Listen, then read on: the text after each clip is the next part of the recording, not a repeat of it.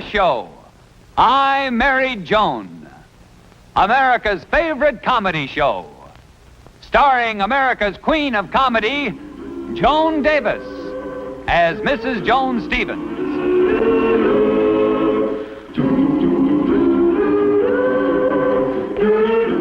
And featuring Jim Backus as Judge Bradley Stevens.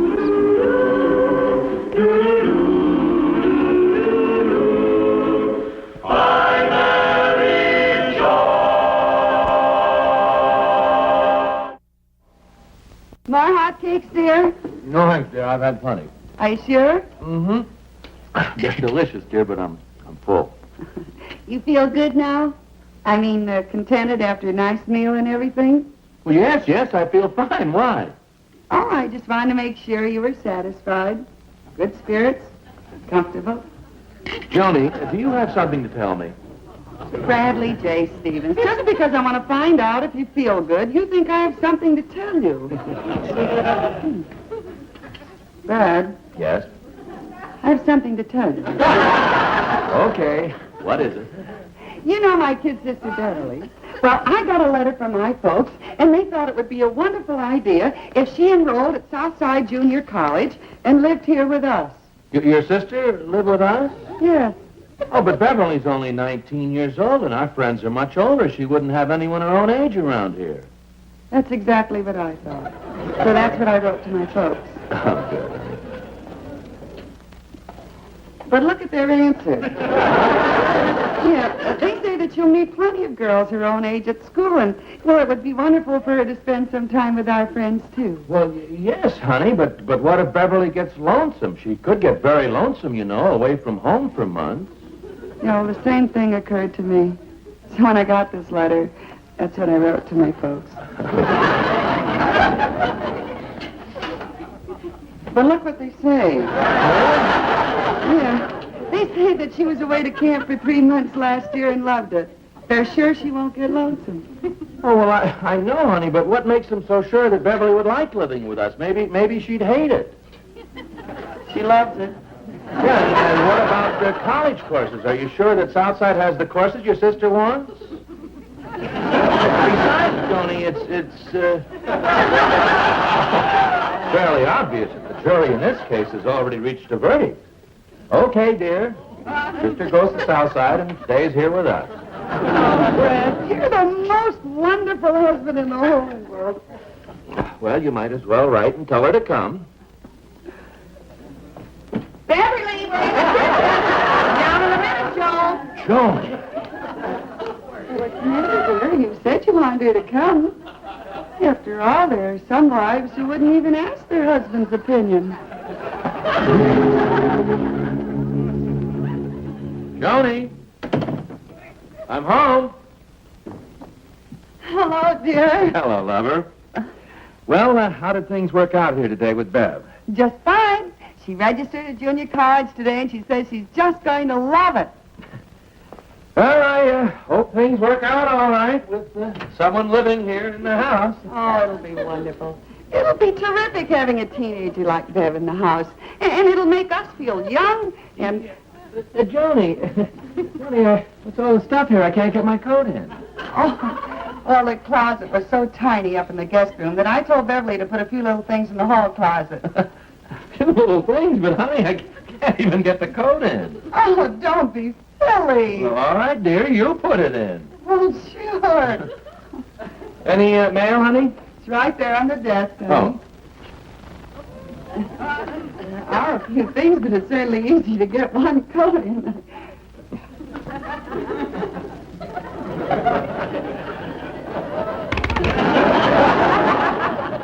It's a letter from Paul and Sally. Oh, I'll have to answer them tomorrow, dear. Wonderful. Oh, dear.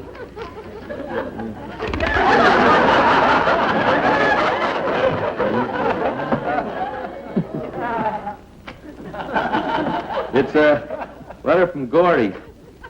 It's always nice to hear from Gordon. He's coming. Oh, he hasn't changed a bit. Oh, dear.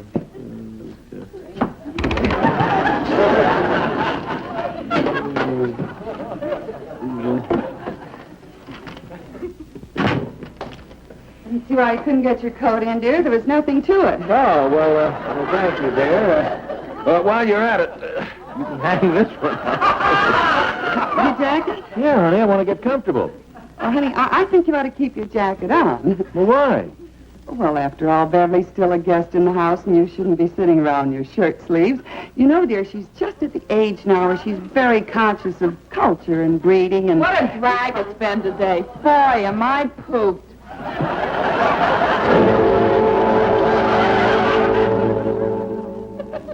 Now that Beverly's been with us almost the whole day, don't you just love her? Well... I knew you would. It's just a matter of getting used to a teenager, that's all. They may do some peculiar things, but... Joan, what is this? Look! Brad, your picture's in the paper. Joan, half the page is gone. Oh, so I'll bet I know how that happened, dear. The newsboy must have thrown the paper up on the porch and hit a very sharp edge of the drain pipe and a very large hole. Joanie, I know and you know how this happened. Yes, I guess it's very obvious.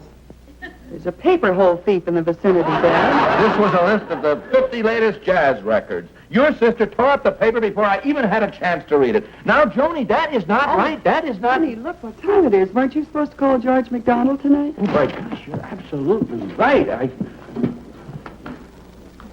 As a matter of fact, I started to call him 2 or 3 times before, but your sister was on the phone. Well, don't forget, I just arrived here in town today. Yes, just today. And I've hardly had time to finish unpacking, and I'm... Miss Alexander Graham Bell is still at it. Well, Brad, it may be a very important call. After all, Beverly just registered at junior college today, and she might be talking to some professor about some subject she's taking. Of course it's okay to kiss a boy on your very first date if you really love him. That could be her biology teacher. Look, Joan, I consider myself a very patient man, but how much am I expected to stand? I come home to find my dresser taken over, pink slips in my sock drawer, the paper torn before I had a chance to read it. I can't even use the phone. Well, I know it hasn't been easy for you, dear, but I hate to give Beverly a big lecture on her very first day here. Well, all right, Joan, but I know she's my sister, but I'd do the same thing for your relatives, too, Brad. All right, dear. I'll remember that. I'll get used to it, I suppose. Well, I'm going to make some notes for court tomorrow. Thanks, dear. Everything will calm down, you'll see. All right, Joan. I hope so. Oh! Brad, you found Beverly's box of chocolates. Must they be hard-centered? Yeah. Oh. Are you sure you forgive me, dear, even though my sister upset your whole routine last night? Well, honey, there's nothing to forgive. And you're not mad at Beverly anymore? No, honey, like you said, blood is thicker than water. And if Bev did anything to annoy me, I'm just going to forget about it. And you don't mind the paper being cut again? No, of course not, because I'm sure if the same occasion arose, you'd be just as tolerant of my relatives. You know it. Oh, you're wonderful, Brad. Can I get you something, a cup of coffee, dear? No, thank you, dear. I'll get it.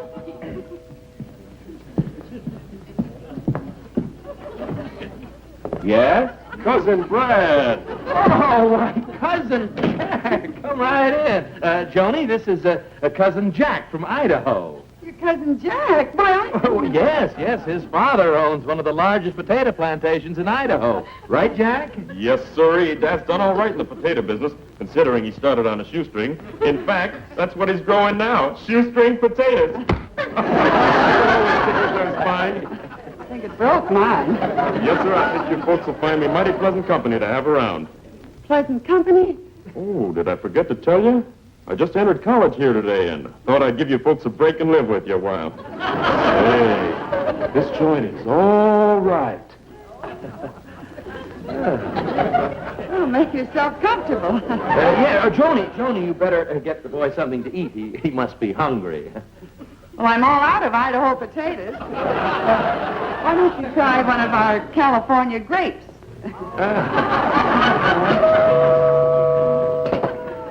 Get it? Howdy, Cousin Brad. Why, come right in. It's Cousin Fred. Cousin Fred? Yes, he's my cousin from Texas. Oh, Cousin Fred? Cousin Joanie.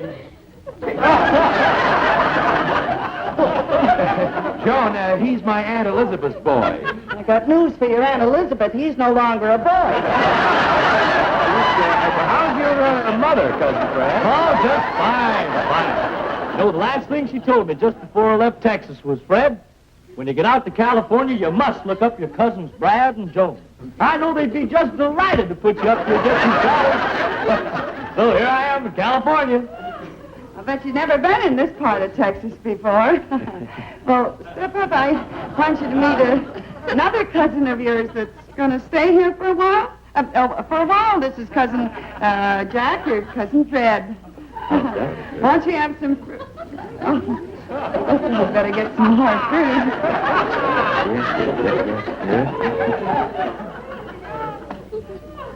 Now listen, boys. You know what you're getting paid for. Do a good job and get it over just as soon as possible.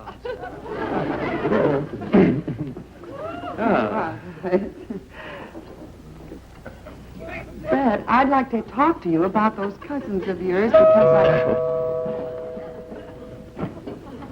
Why, Brad, how are you? Oh, fine. Why, nice to see you.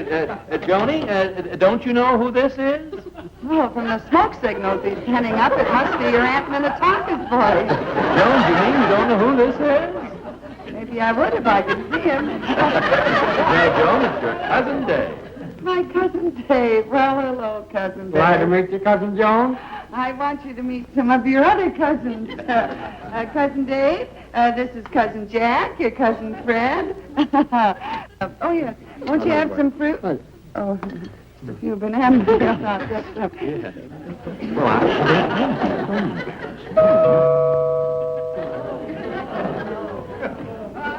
Hi. Who are you? Sam. Well, I didn't hire you. What are you doing here? Dave invited me. Here, let's have some fruit, boys. Well, Joanie, this is Sam. Uncle Sam? Cousin Sam. Cousin Joanie. Later. Your Cousin Fred and your Cousin Jack and Hi, your Jack. Cousin Dave and Cousin Sam. Fred, Yes, sir. are you sure these are your cousins? Joan, you said you'd welcome my relatives. Are you implying these boys are fakes? No, I'm sorry.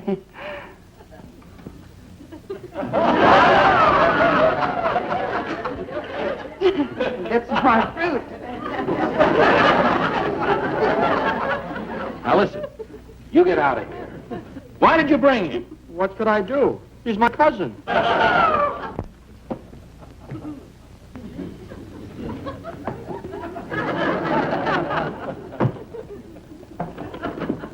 Hi, Joan. I just got back from... Joanie, what's this? The boys' dormitory. What else? No, Joanie, I just love your idea of interior decorating. I think no home should be without a set of those. I will talk with you.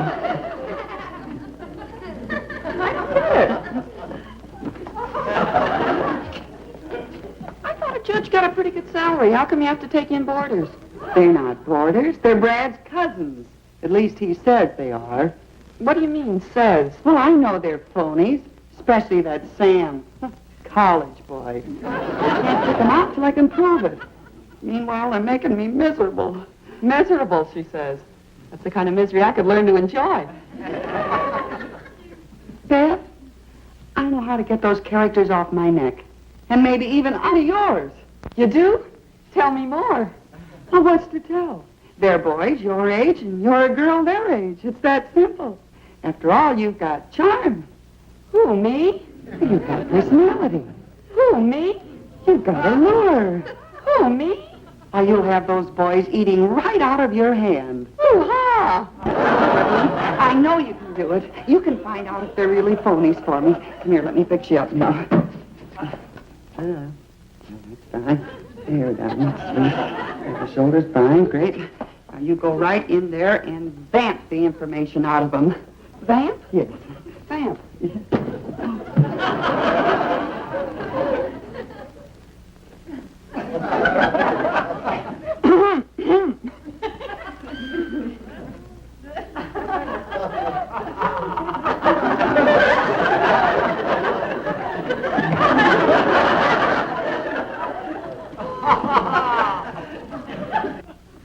I guess they must be tired.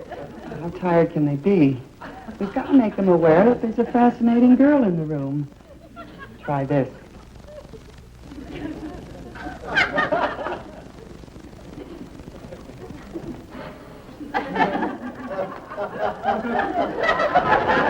Boy, do you need glasses? I don't mind you saying I need glasses, but please don't call me a boy.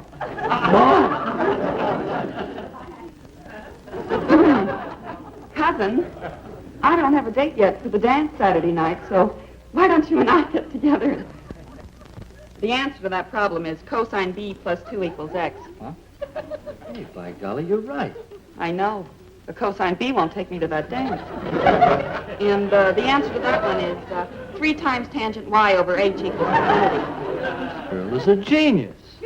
Yes, but what she's trying to convince you is that this genius is a girl. You know, it takes 2 to tango. Say, maybe you can help me. What is the conjugation of the Latin verb to carry? Ferro, ferre, tuli, lattice. And about that thing. Say, what's the specific gravity of ammonium sulfate? 1.4728. Hey, wait a minute. Tell me this. If a horse can run 7 furlongs in 58 seconds carrying 116 pounds, how fast can he make 1.25 miles carrying 112? 203 and 2/5. How did that get in the book of knowledge? Hey, this kid is terrific. Amazing. All right. Hold it, boys, hold it. The line forms at the right. Now, we'll be very happy to answer all of your questions if you'll just answer one of mine. Well, sure, anything you Sure, say. we'd like- Are you boys really Brad's cousins? Well, I'll tell you. Just a second. Fellas, huddle. Now, look, boys. If we aren't cousins, we lose a cozy setup. And you can't get to use that encyclopedia that walks like a girl. That's right. You know, if we stick around that female Professor Einstein, we'll never even have to crack a book. Right. Good. Let's go. Well, Would you mind repeating that question, Cousin Joan? Boys, come on. Right over here. That's it. You stand over there. Clear the space in here. Let's see, you all How we set? doing, Cousin Brad? Yeah. Any last minute instructions? No, that's all right. Over there now. Here we go. There we go. Joanie, come here. These boys are getting in shape for college. they're wasting their time in college. They're ready for television. Yeah, well, honey, I gotta go back to court. I'll see you later, dear. Pardon, old man. That's it. Move back. Come here. I want you to take a look at this. Take this.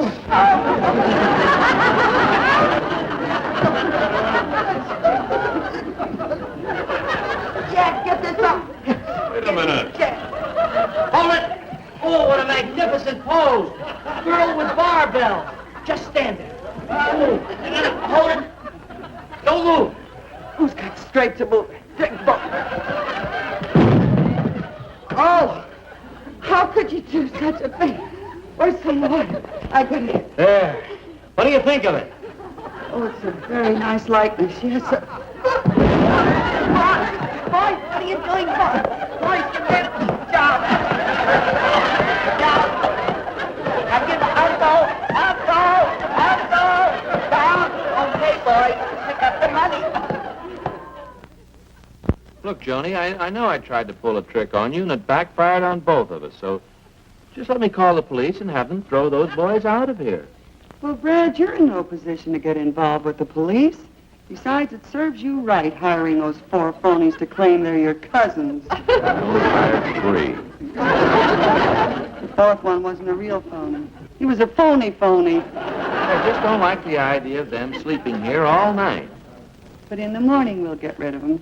With the mathematical scheme that Beverly figured out, they'll be glad to leave us. All right, honey. Get to bed. Good night, lover. Good night, dear. Good night, Cousin Brad, Cousin Joan.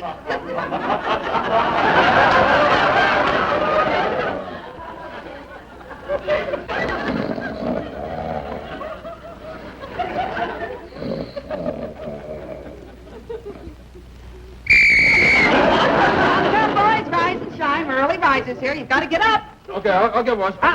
It's Cousin Brad's turn in the bathroom now. You'll have to wait your turn. Here, I'll give you a schedule. Bread 702, pull a cut 703. Toast 712, eggs 715. They're 3-minute eggs. What are we supposed to do, live by a timetable? Well, it's the only way here. Go. Look at your schedule. Go. Brad, 702, tie time for you, dear. Fold your cot. Shoes and socks, Cousin Fred. Up. 704, breakfast for you, Brad. Fold. Come on, Fred. Just 10 minutes behind schedule now. I got one shoe on. Last tough luck, we got a schedule to maintain here now. All right. Okay, out of bed now. You mustn't oversleep, you know. Wait a minute. 706. That's tie time for you. Hurry or your eggs will get cold. The refrigerator. Let's see now. 707. Coffee. Oh, you're right on the nose, Brad. Roger. Well, cold. Carry on. Follow the leader in there. Tie time for you, Dave. Hey, wait a minute. Go back to the bathroom. You haven't got your shirt on. Hurry now. You boys are going to miss your breakfast. Right on schedule, too. Don't answer me. You haven't got time. Get the eggs over there at 708 HQ. No. Better come back here. Got to put another piece of toast in for the next man, Jack. Get in the toaster there. Juice in the refrigerator. Toast over there. Eggs over there. You're way behind your schedule, Sam. I'm telling you. All right, boys. Little toast. Little butter for your toast there, boys. Get the butter. Fine, butter for the toast. Thank you. Butter here.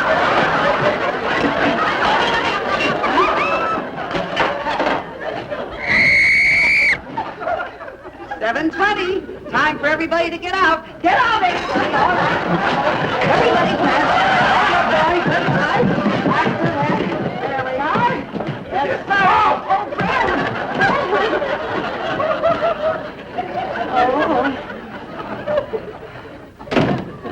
Oh.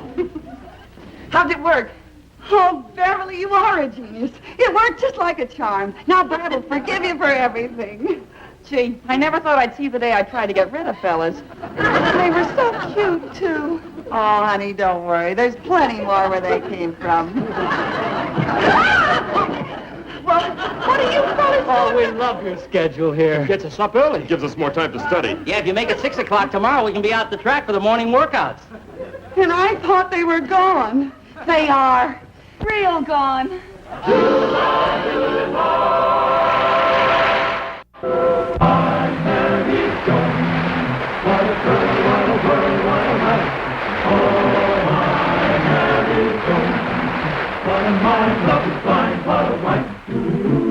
Giddy and gay, all day she keeps my heart laughing, never know where her brain has gone. To each his own, can't deny that's why I married Joan. To each his own, can't deny that's why I married Joan.